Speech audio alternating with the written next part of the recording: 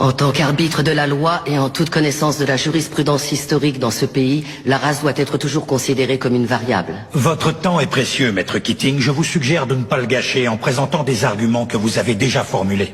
Ce ne sont pas mes mots, juge Strickland. Ce sont les vôtres. Vous les avez écrits en 1985, dans le verdict de l'affaire Bryant contre la ville de Topeka, concernant la clause de protection égale face à un système d'attribution de logements sociaux.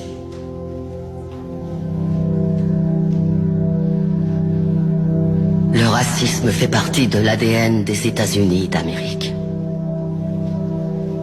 Et tant que nous fermerons les yeux sur la douleur de ceux qui souffrent de son oppression, nous ne pourrons jamais échapper à ses origines.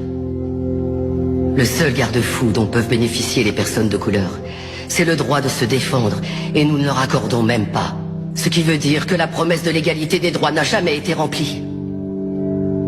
En raison de l'échec de notre système judiciaire et de notre défense publique en particulier, l'époque de la ségrégation n'est toujours pas derrière nous. L'époque où les lois ont rendu illégal que les noirs et les blancs soient enterrés dans le même cimetière. Où on catégorisait les gens en carterons ou en octavons. Où on punissait un noir parce qu'il avait demandé des soins médicaux dans un hôpital pour blancs. Certains prétendent que l'esclavage est révolu. Mais allez dire ça aux prisonniers qui sont parqués dans des cages et à qui on dit qu'ils n'ont pas le moindre droit. Des personnes comme mon client Nathaniel Leahy et des millions d'autres personnes comme lui qui sont enfermées dans nos prisons et reléguées à une existence indigne d'un être humain. Il n'y a aucune alternative à la justice dans cette affaire. Il n'y a pas d'autre option. Prendre une décision à l'encontre de mon plaignant, c'est choisir de remplir les poches des propriétaires de prisons, plutôt qu'offrir une défense digne de ce nom à tous ceux qui y sont enfermés. Est-ce que c'est l'Amérique dans laquelle veut vraiment vivre cette cour?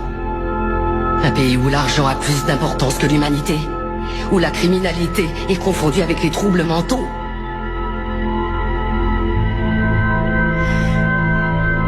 Le 6e amendement a été ratifié en 1791. C'était maintenant il y a 226 ans.